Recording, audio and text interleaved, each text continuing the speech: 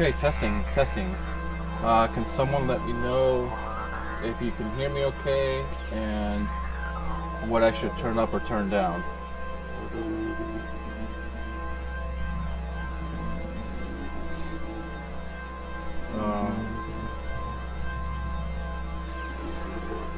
Okay, so this is a patch that I did the other night. Louder on the mic. Okay, let me know if that's a little better. I'm still getting used to the mic and I don't have the best quality mic. So, this is a patch that I did a couple nights ago. And what I thought I would do is just come on and break it down. I'll show you how everything is patched, what voices I'm using, and then how I'm using the Erica Sense Black Sequencer to make some subtle changes. So let me know if you have any questions. Let me know if you want me to experiment with something, and we'll just take it from there.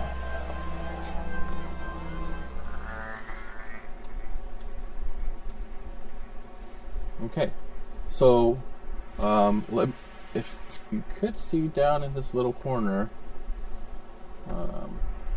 here, let me do this.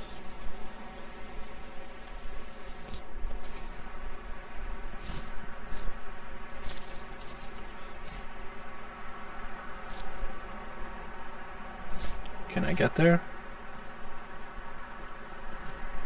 I think so. Okay. So down in this corner, I've got the Bufaco Hex Mix with the Hex Expander, but this is what I'm using to master all the different voices. So on channel 1, I've got when I'm playing on the key step.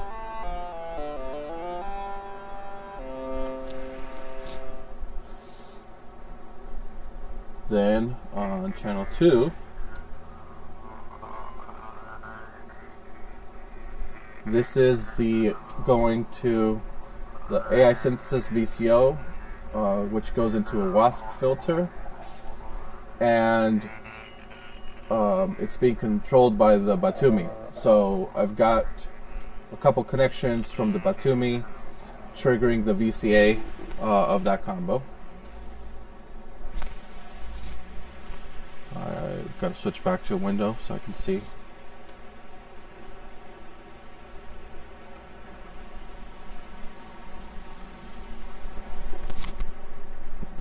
Closer to the mic. Alright, I might just have to hold it.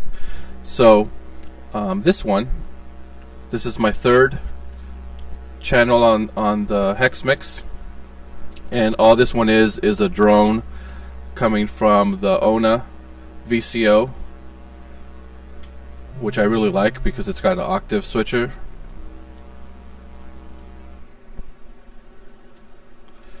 And then channel 4.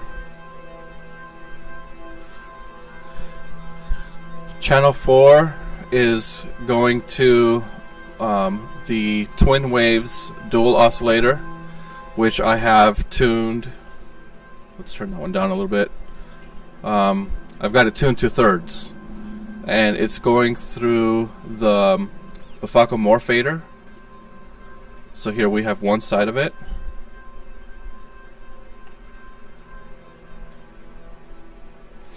There's the other, and the Morphader lets me combine them, and I'll show that in closer detail.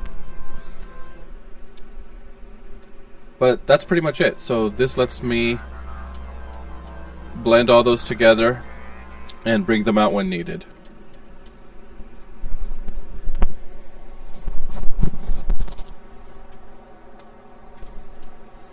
So let's go back up.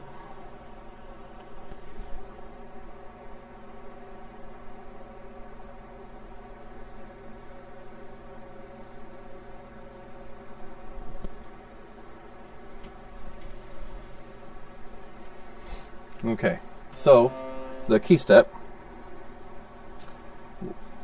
I'm using the Bufaco MIDI to CV, which is coming into this straight into the STO. Sometimes I'll mix it with the buffered mult right here, so then I can send that to different VCOs. But this one I was mostly experimenting with trying the STO along with a couple different filters. I've been using it with the Buddha, which is right next to it, but in this case we're going to Three Sisters. Another thing that I'm doing on this voice is the STO. I've got the sine wave and the mix of the triangle and sine going over to Three Sisters, but I've got the sub going into this same back input in here, and this is without it, and this is the linear input.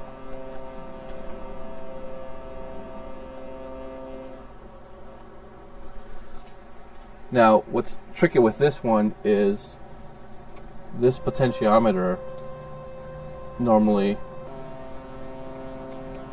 if you turn it up too high, it's going to detune it.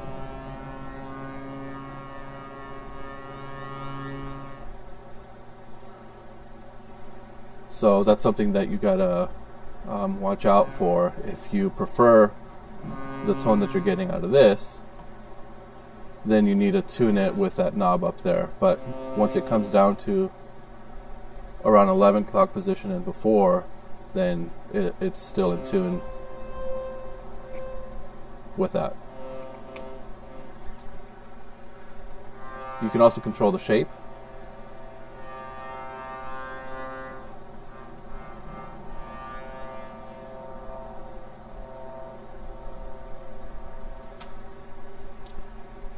So this has its own built-in wave folder,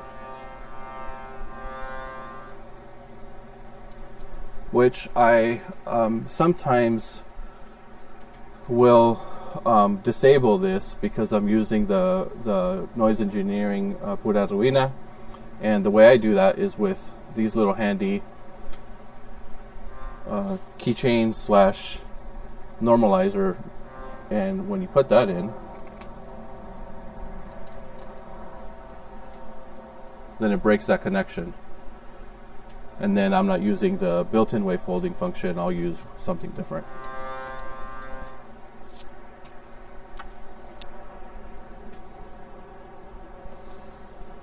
And again, if anybody has any specific questions or my sound's not working again, let me know.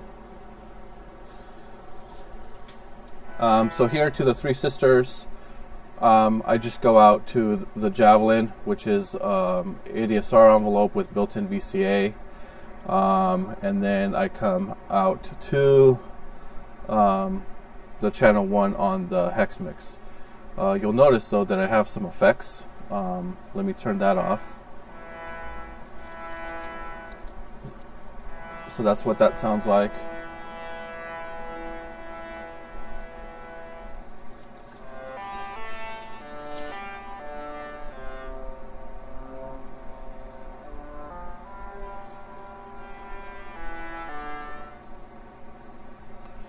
But with the Hexpander edition, it lets me send some auxiliary outs to some effects. So in this case, here's the FX aid.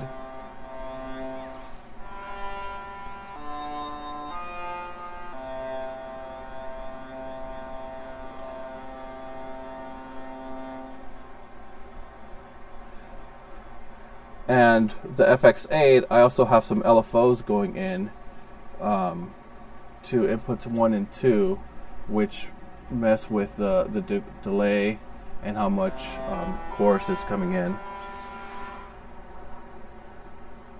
And that's how I get those weird metallic-y, springy, slinky going down metal stereo sound.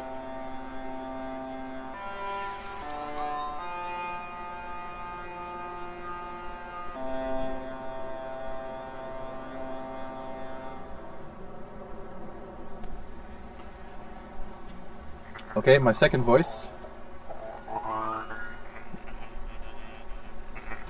This is just another simple drone, but let me move this down a bit.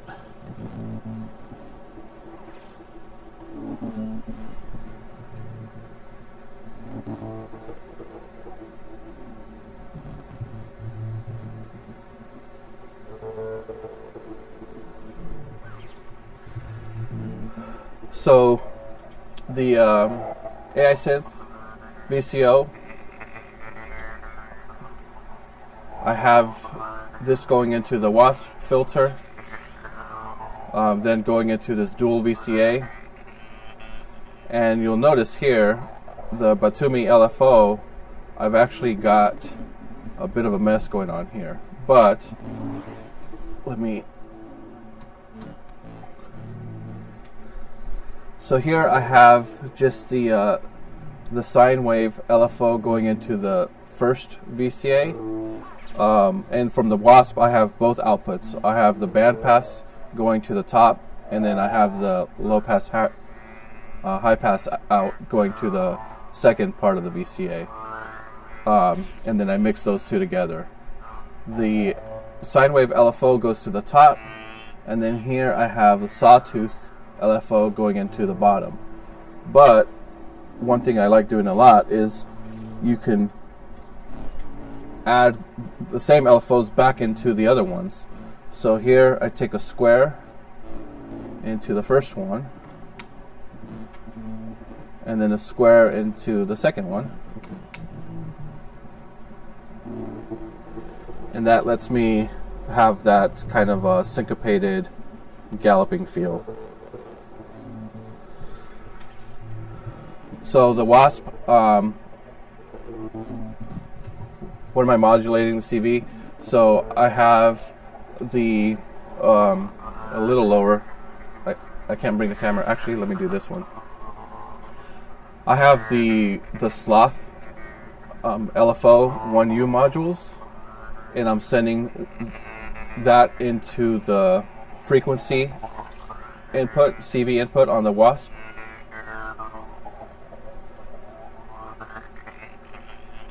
So that's just another slow LFO.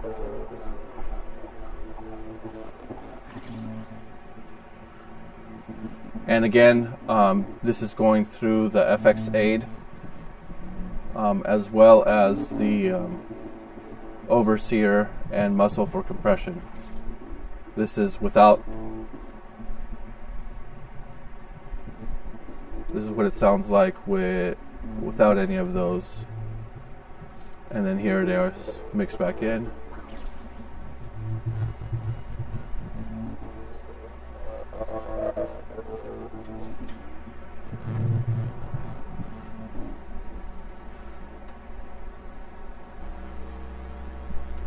Okay, for the third one, this is the Nano Ona VCO, which I really like. I mean, this thing has two subs out. It has a mix. It's got a sine, a triangle, a saw, a square wave. It's linear and exponential. It has a LFO mode. The octave switcher. I mean, this thing is just fantastic, and it's also like 6-8 HP. Oh, I didn't move the camera back up.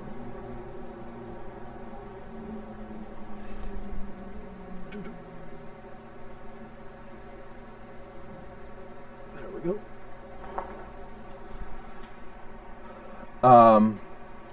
And this one, I'm actually really not doing too much.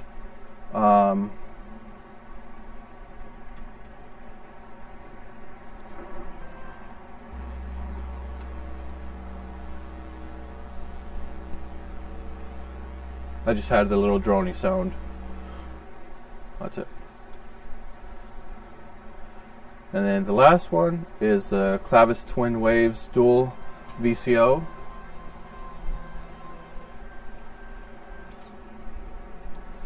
And again, I've got two outputs. This is the first VCO. Let's just play this one.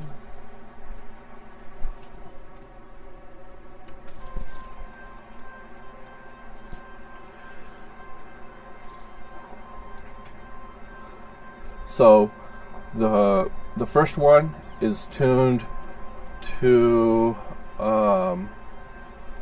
well, I mean it's tuned to a C, but again it might not really be if you take a if you actually measure it. I'll go over tuning, how I do everything later, but it's tuned to the root, and I have it going into the Erica Synths Polyvox filter, and then that's going out into the Erica Synths Pico DSP, which then goes into the Bafaco Morphator. That was the first oscillator. The second oscillator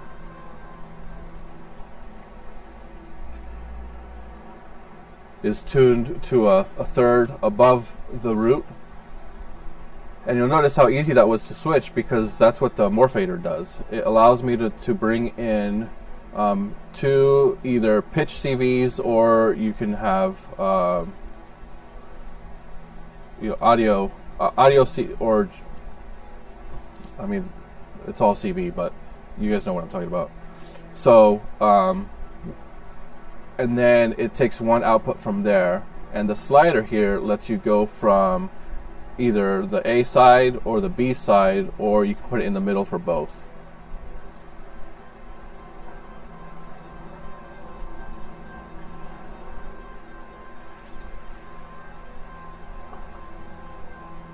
It also has attenuators here, so then you can work on getting that mix right. It's hard to see, but actually the first VCO from Twin Waves is actually pretty loud, so I have it almost at the 11 o'clock position, and then the second one, I've got this one almost turned all the way up. The second one is also going through this crush delay, which this crush delay doesn't really do much unless the note is moving, and then it'll add the effect.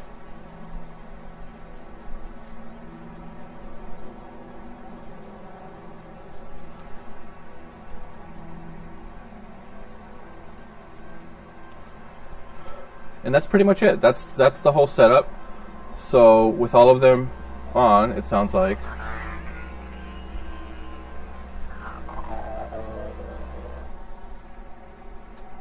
Okay, so to add a little bit of variety, that's where the Erica Synths Black Sequencer comes in.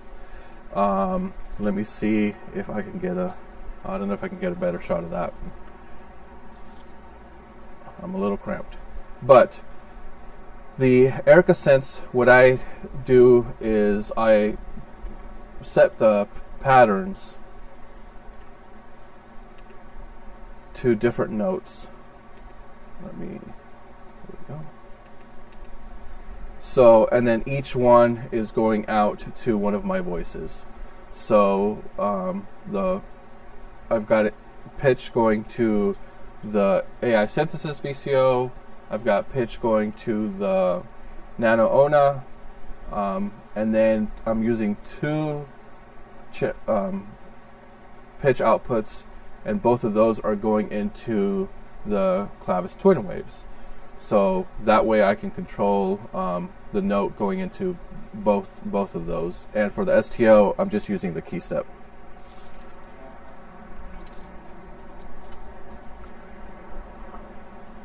So on the Black Sequencer, this one's a little simple. I just program the root note, and then when I want to do like a chord change, I'll copy that pattern to a new position, and then I'll make a slight change. So for example, this first pattern I've got programmed with C across the board. Then the next one, I just went up to a C sharp. And then for the fourth one, which was the second oscillator here, I changed that to an E. And what that does is it gives us a little subtle change, which we'll hear.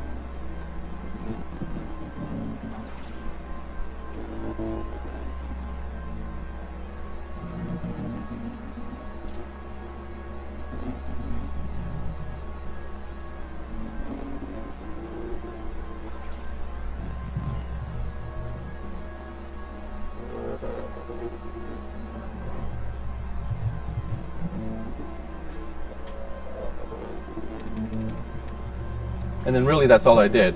I've got 2 more of those, so I just cycle through them.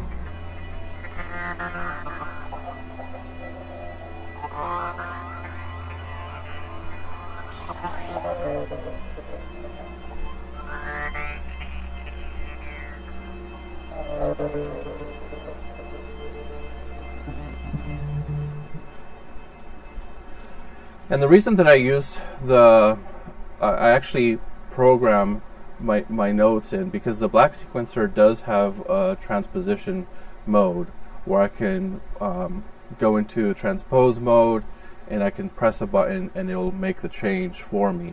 But that's done within the boundaries of if I'm using the quantizer with whatever quantized mode I'm in. So a major scale, a minor scale, a blues, the whatever that is, it's still doing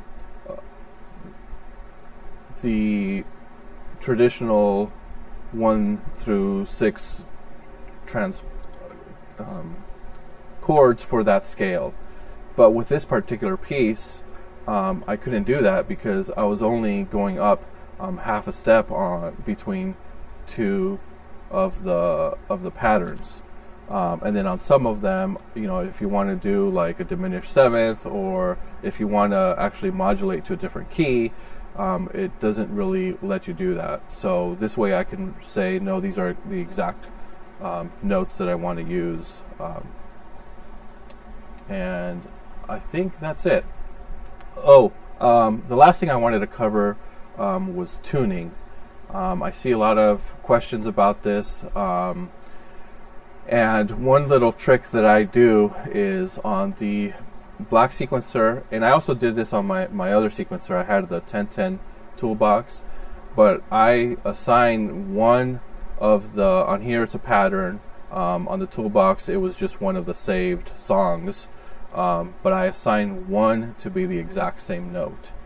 And what that lets me do is quickly run through and tune things. And let me show you what that sounds like.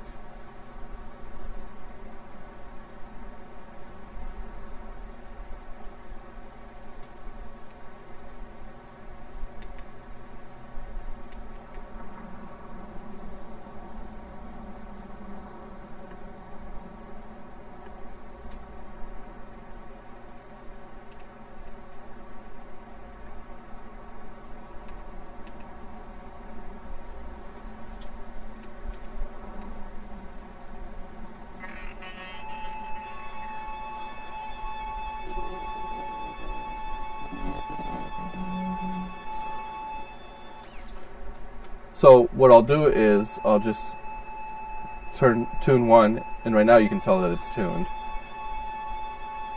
But if it wasn't, so I say, okay, here's the one that I want to tune to, then I could just come over.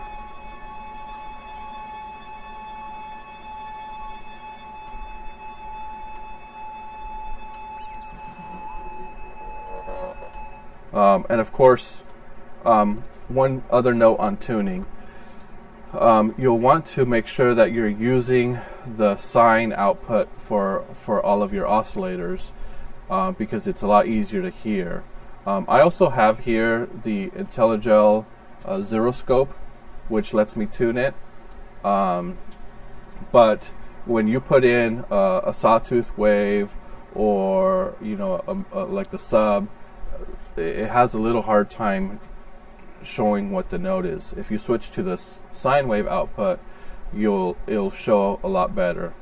Also, hearing it, you'll want to use the sine just because it's a cleaner wave and you don't have possibly the harmonics mixed in. So I'll also disconnect and just only use the clean sine output. Another note on the tuning is that your sequencer can change what that sounds like. So you'll want to make sure that you at least have into the 1 volt octave input the sequencer that you're going to be using. With a key step, I've noticed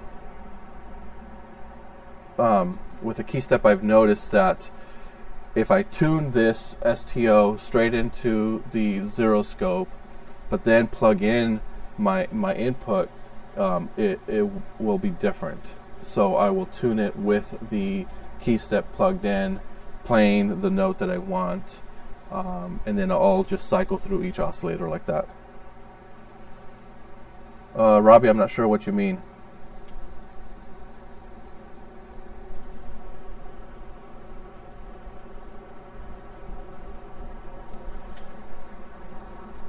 Yeah, let me know what you mean, Robbie. So now that that's done, then I can stop that. I can switch back to my pattern that I want, or the song that I want, and you're ready to go. And I think that was it for today. So I'm gonna play it out a little bit, unless anybody has any more questions.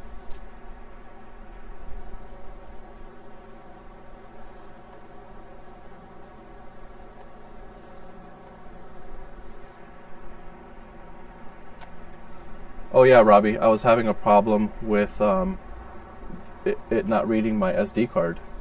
When I turned it on, it said no SD card.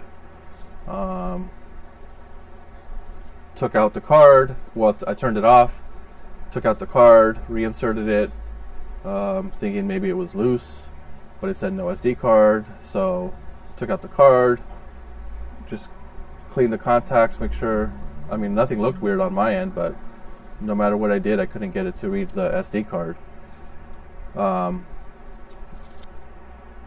Then I finally just plugged it in with the sequencer on, and it loaded everything that I had. So, not sure what's going on there.